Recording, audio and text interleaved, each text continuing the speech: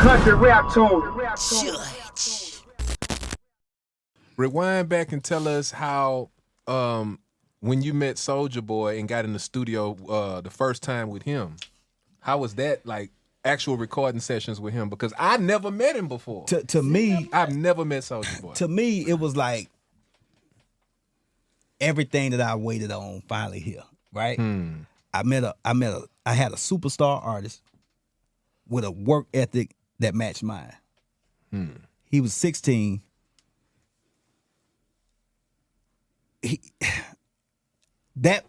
Doing that first album was flawless because he already had all the songs, most of them anyway. Dunk was my Made his idea. own beats too, didn't he?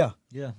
So when he came up to Atlanta to record, he redid Crank That in Mississippi, but he came up to Atlanta to record, re-record the rest of the records, and just the way he worked, it was just, man, we might have re-recorded that album in like 2 weeks. Yeah.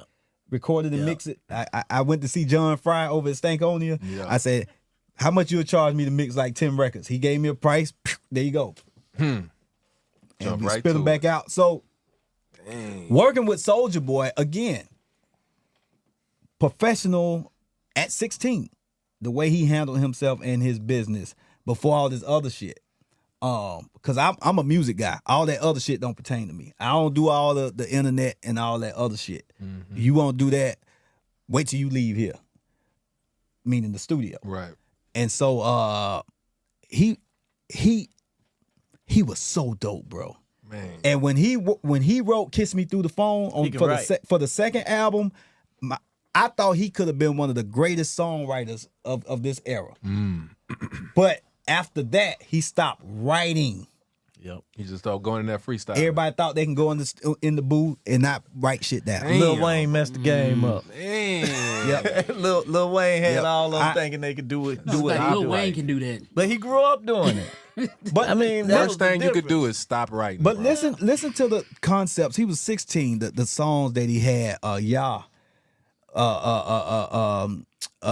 was my report card? Yep.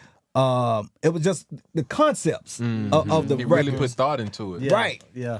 Right. Yeah. The shootout and all that kind of stuff. You know, when I heard stuff like throw some D's on there, I got my report card. It had all F's.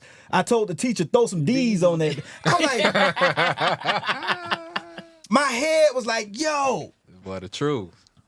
man. But I wish we could have worked beyond that second album. The third album, I really didn't have input in. But that the first and the second album, I was really, really hands on with. I let him do him, but I was like the quality control. And why don't you do this? Like with Dunk, Beyonce had that album out. I think with Put a Ring on it, and all those 100 BPM tempo records, and all we had was Crank That tempo records. I said we need something to play in the club when this shit play. He made Dunk right there. 15 minutes. chain. He did the beat. in about 15 He minutes. did the bro. beat. You and lying. I saw sat it with there my and own watched it. eyes. Sat there and watched it. Wow. 16, 17 years old. Yep. Just got it. Yep. We didn't have Dunk. That was like SOULJA. one of the records that he didn't have already when he came to Atlanta, but he did that How one. does that be there? 15 minutes, bro. What the hell he made his beats on? It was Y'all like just been Cory up. But even the approach of it, because he didn't like it. Shit. Little nigga, boy. And I think it was the promo version. I don't even He think was using the demo version. demo He was version. using demo version. What? But even the approach of that beat, when I heard them clap, nobody was doing that. Right. And he just did it. I was like, what is fuck? And that? I've been making that tempo record my whole career. All that yin yang shit and all that. I'm on that the whole time. He coming that bitch and yep. I was like, man, he really could have been as big as he is now, and I always love that kid. Well, he's a grown man now, but he could have been so much more as a songwriter. Country rap tune.